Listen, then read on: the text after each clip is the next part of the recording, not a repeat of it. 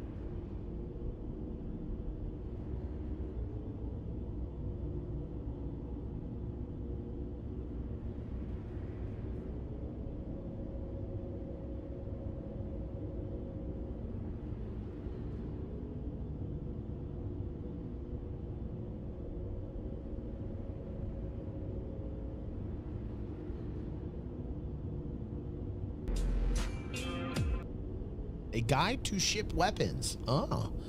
Master.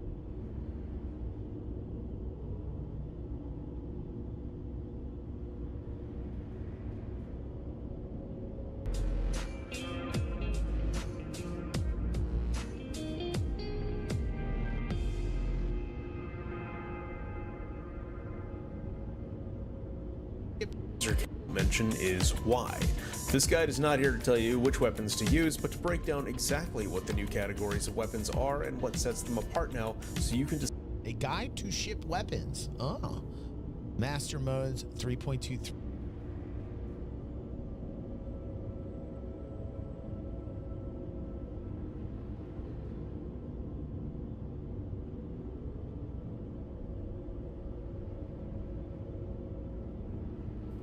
Star Citizen 3.23 is here, and the landscape has shifted completely when it comes to the balance of ship weapons. Between entirely new stats, increased ammo count on ballistics, and the fundamental changes to flight and aim in master modes, selecting your guns is, thankfully, no longer as simple as just use laser repeaters.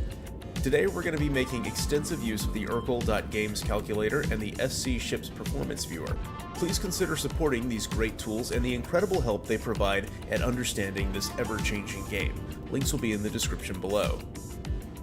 To understand the new weapons, we're going to group them in the two ways that up front are the most important. The first is weapon size, and while we know this is important,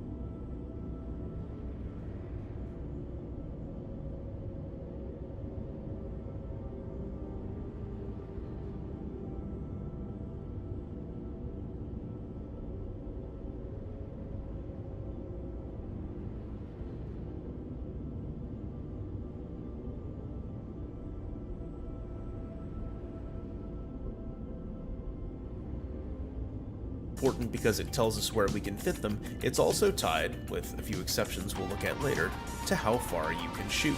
Nearly all Size 1 weapons have a range of about 2,000 meters. Size 2s will shoot 2,300, Size 3s 2,600, Size 4s 3,000, and Size 5s 3,300. Second, and even more important, is the weapon's projectile speed. You'll find, along with some other stats, that this is actually split up by manufacturer product line.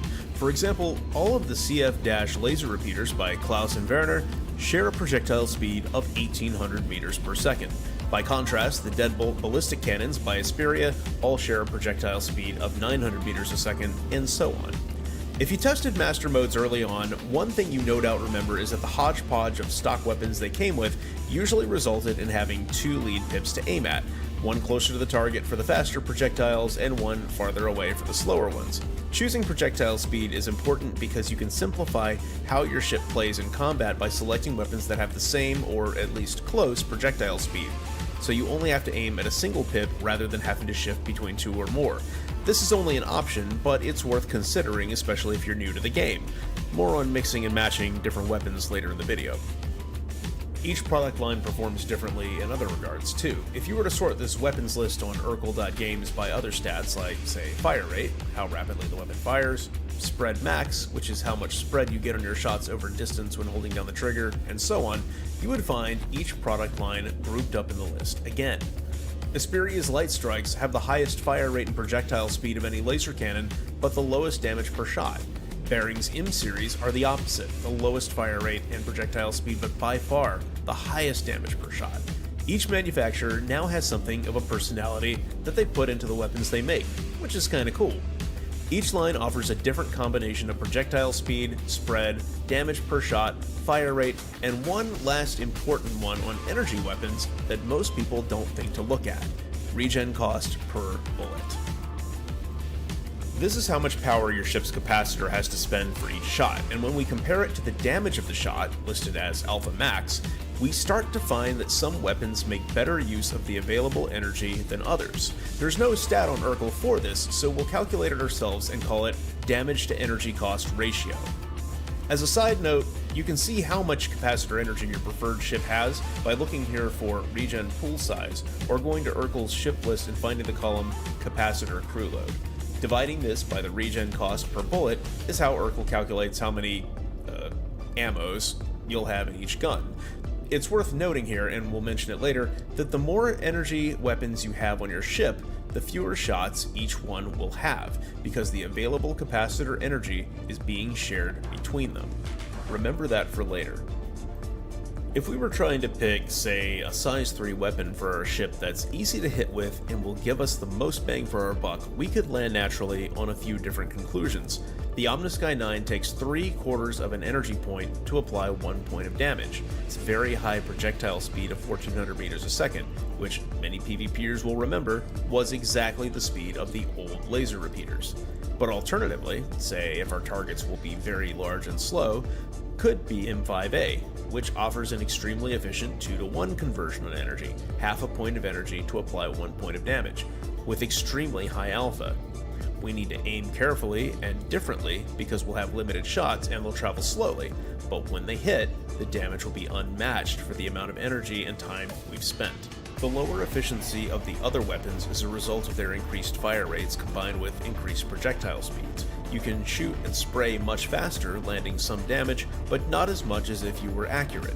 Being accurate is always rewarded, but CIG chose with this weapon set to reward willingness to take a risk on slower, single shots than it did staying on target with a fast-spraying weapon.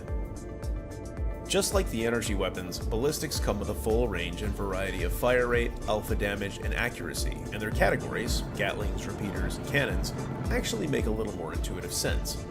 Ballistics come with some pros and cons. There's a place for them when you need to target components, turrets, engine nacelles, and wings, because they can hit through shields, but this comes at a cost. In 3.23, all shields have a 0 to 30% physical absorption, which is a semi-random number that's subtracted from your ballistic damage and taken out of the shield hit point pool. Whatever damage is left, minus that, is then reduced further by the hull's physical resistance, which is now at least a flat 50% on all ships. Shooting a target with ballistics means you will be doing less than half the damage, but sometimes this is worth it. And as we've seen in the Arena Commander engineering tests, there will be increased opportunity for this in the future. SC Ship's Performance Viewer can give you an awesome glance at some of the possibilities here. Select a ship, click on the Parts section under a ship's hull, and you'll see a list. Vital parts with the green icon will result in the soft death of the ship when destroyed, whereas breakable parts with the red icon will snap off. On this Vanguard, we can see that shooting off the left engine will deprive the ship of a number of thrusters that otherwise can't be attacked directly. Unfortunately, this doesn't show hit points for manned turrets, but these can in fact be attacked and disabled with a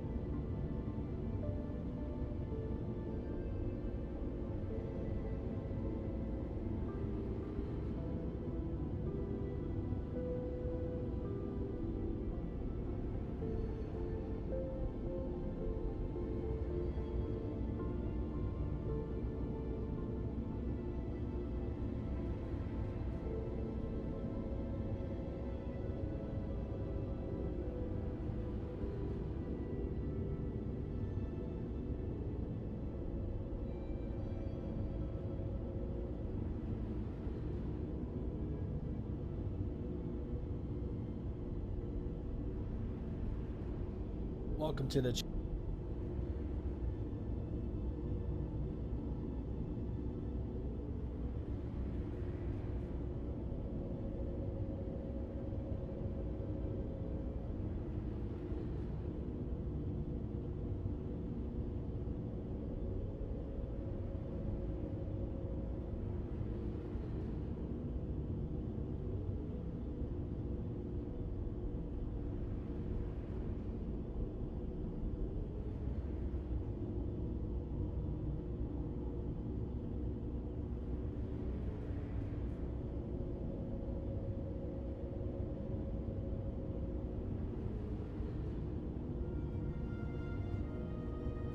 distance target file of the ship.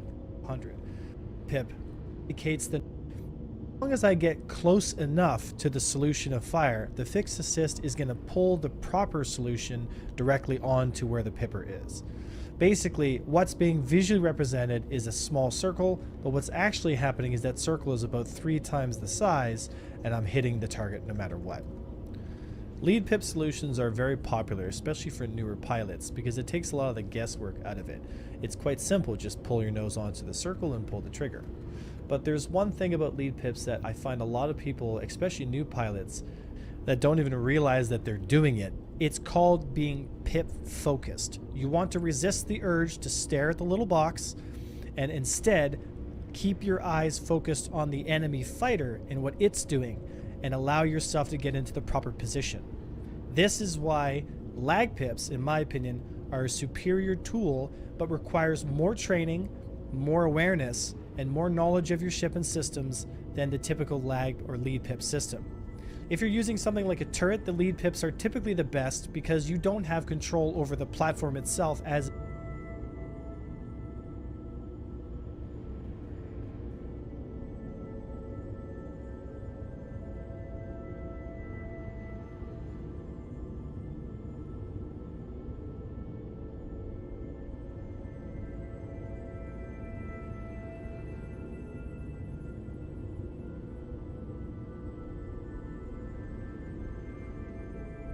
a reasonable amount of direct damage.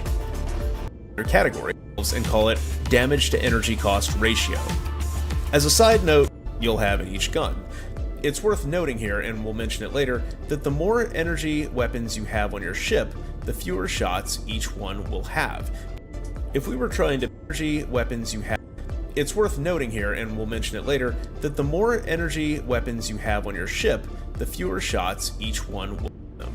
We're trying to pick, say, a size 3 weapon for our ship that's easy to hit with and will give us the most bang for our buck, we could land naturally on a few different conclusions. The Omnisky 9 takes 3/4 of an energy point to apply 1 point of damage.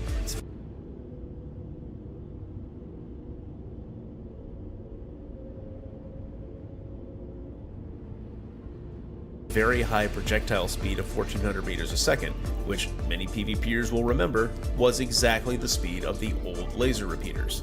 But alternatively, say if our targets will be very large and slow, could be M5A, which offers an extremely efficient 2-to-1 conversion on energy, half a point of energy to apply 1 point of damage, with extremely high alpha.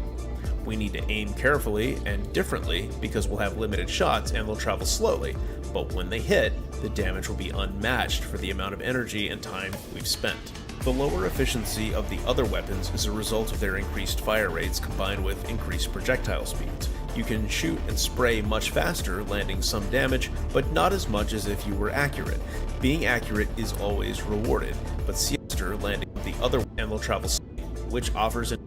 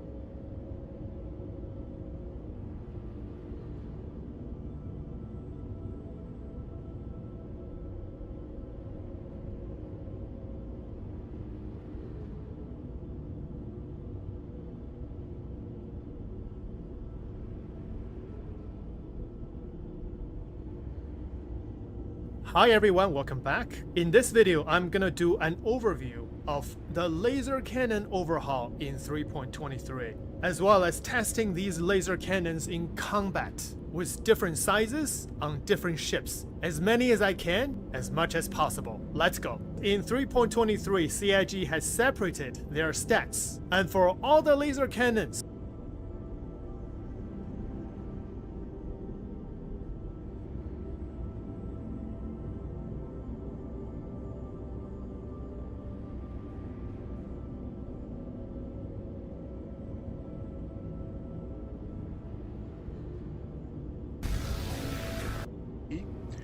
Alors aujourd'hui, on va parler d'un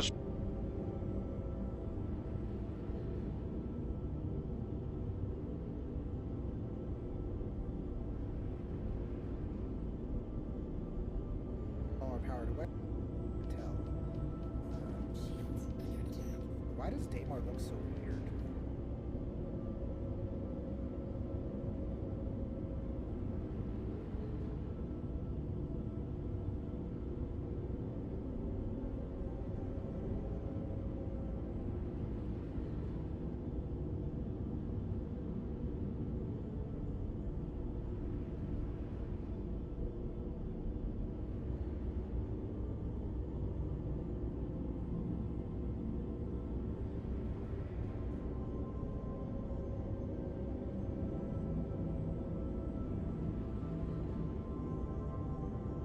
hi everyone, welcome back. In this video, we are going to take a quick look at the changes to the laser repeaters that will come with the master mode in 3.23. And yes, before 3.23, all the laser repeaters